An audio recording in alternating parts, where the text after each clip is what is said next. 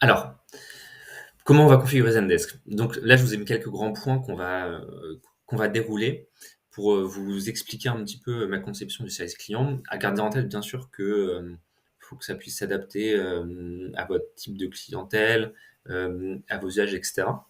Donc à vous de l'adapter, mais, c'est vraiment aujourd'hui un petit peu ce qui se fait de mieux en termes de config sur Zendesk.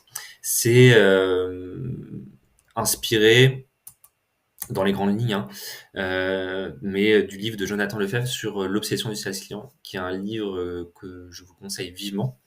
C'est la personne qui a monté le service client chez Trainline maintenant, Capitaine Train à l'époque, je crois. Et le livre est vraiment génial et donne des principes intéressants et remet en perspective un petit peu l'évolution du service client de nos jours. Donc, si on revient à notre philosophie de configuration, donc la première étape, ça va être vraiment de choisir les bons canaux. Aujourd'hui, en fait, il y en a vraiment beaucoup. Donc, il y a les traditionnels, l'email, le téléphone, et puis il y en a un certain nombre de nouveaux. Ça peut être le chat, ça peut être les réseaux sociaux, ça peut être Instagram ou WhatsApp au niveau de la messagerie. Donc, il y en a beaucoup.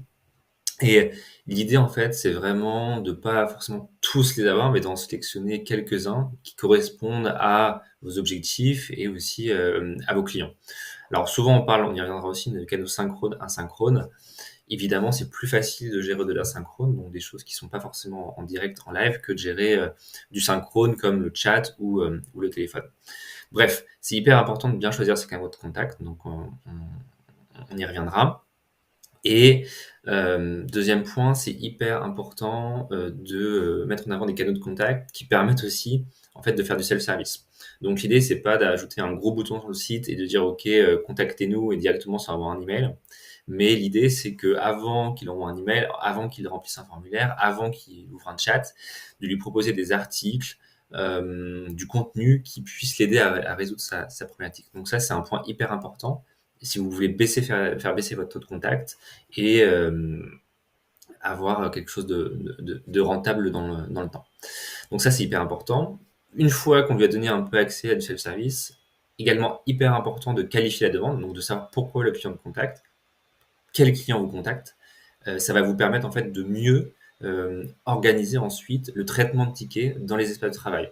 Donc, on sait si c'est une demande urgente, si c'est une demande qui est normale, si c'est un gros client, on va le faire passer en priorité, etc. Donc, c'est hyper important de mieux qualifier la demande.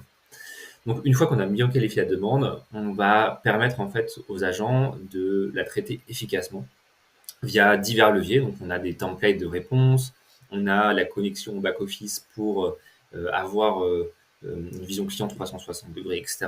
Donc, il y a tout un enjeu sur comment on aide l'agent à mieux répondre, à mieux traiter les tickets. Voilà. Ensuite, il y a toute une série de choses qu'on va pouvoir automatiser grâce à Zendesk. Ça va être l'envoi de la clé de satisfaction, ça va être d'assigner des priorités, d'assigner les tickets au bon groupe, d'envoyer un email d'accusé de réception. Bref, il y a plein de choses qu'on va mettre en place et on verra un petit peu le top des déclencheurs et automatismes à mettre en place avec Zendesk. Voilà. Et une fois qu'on a fait ça, c'est hyper important de mesurer ce qu'on fait au service client, les demandes des clients. Ça, on peut le faire via Explore. Et c'est grâce à la data qu'on va être capable, en fait, après d'itérer et d'améliorer son service client, de mieux comprendre et de faire les bons choix. Donc voilà, dans les grandes lignes, la philosophie de la configuration que je vais vous proposer. Et n'hésitez pas si vous avez des questions à m'envoyer un message pour qu'on en discute. Voilà.